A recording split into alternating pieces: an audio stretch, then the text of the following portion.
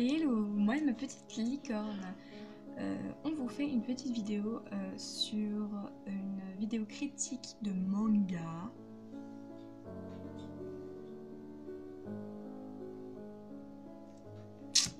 Donc à chaque début de vidéo, je dirais si c'est une critique positive ou négative, ou les deux d'ailleurs.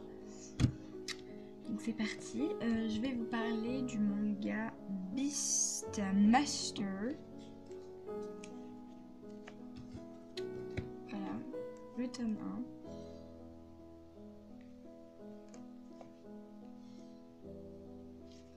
1 et le tome 2.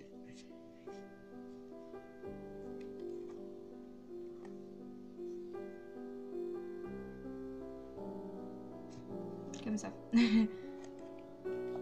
Voilà, donc il fait partie de la catégorie shoujo, il fait partie de la collection Kazé. Je vais pas y arriver.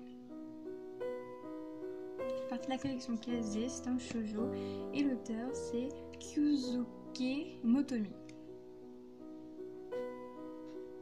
La collection Kazé.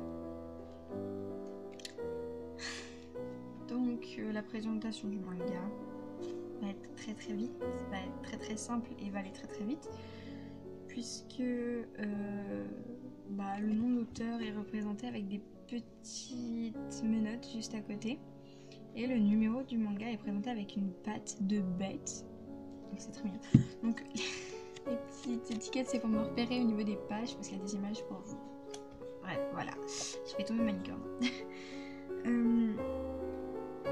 La première de couverture, donc j'ai pas enlevé l'étiquette, celle-là, parce qu'on peut l'enlever, hein, voilà, mais je ne l'ai pas enlevé, voilà, ça on s'en fout un peu.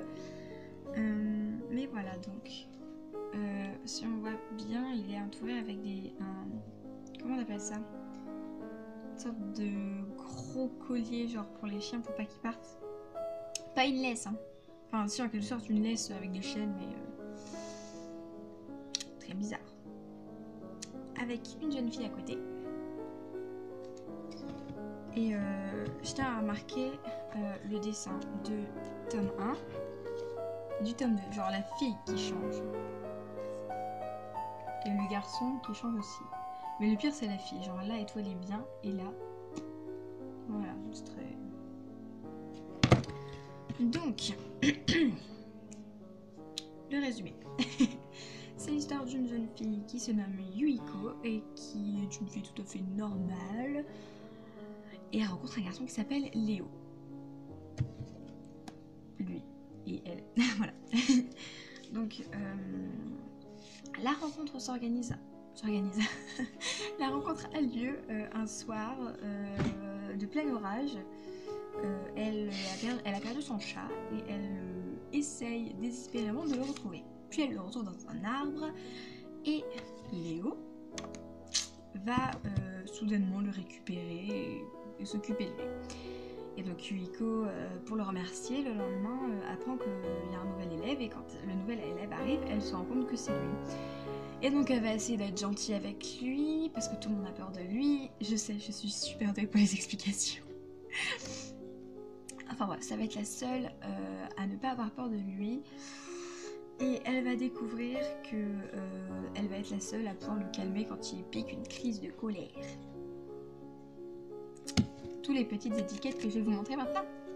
Première étiquette, attention. Ah, je vais montrer la méchante d'abord, la méchante étiquette. Voilà, je peux l'enlever maintenant. Donc, je sais pas si on va bien voir par exemple. Et dans le tome 1, je sais absolument pas si on voit, ça m'énerve. On peut voir, genre, là il a des crocs. On voit ma tête à côté. Là il a des crocs. Et là il a sa langue qui est sortie avec du sang. Donc c'est très... Comment dirais-je? Un peu gore. Et avec elle, il est super gentil. Genre c'est la même personne là. Donc voilà. Donc moi ce qui m'a un peu surpris sur ce manga, c'est qu'au départ je trouvais que parce qu'en fait j'ai eu le tome 1 et le tome 2 ensemble à un anniversaire, et d'ailleurs je remercie mon ami qui m'a fait découvrir, merci. Et au départ je me suis fait, oula, les dessins de la couverture, je me suis dit, c'est pas trop mon style de dessin. Je me suis dit, est-ce que je vais bien aimer ou pas? Ça restait un mystère.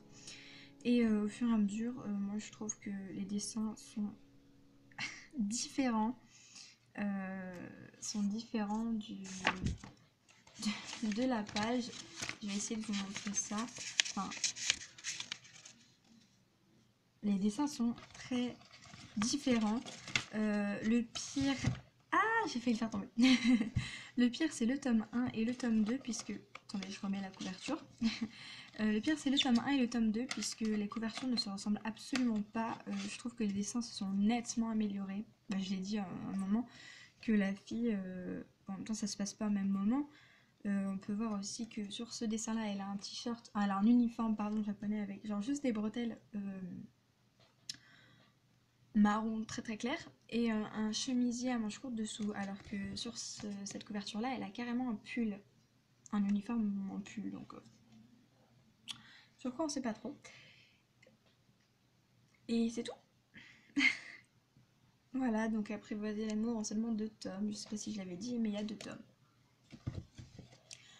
Donc voilà, donc si vous aimez les mangas un peu shoujo, un peu cucul la praline, on va dire en quelque sorte, je vous invite à le lire.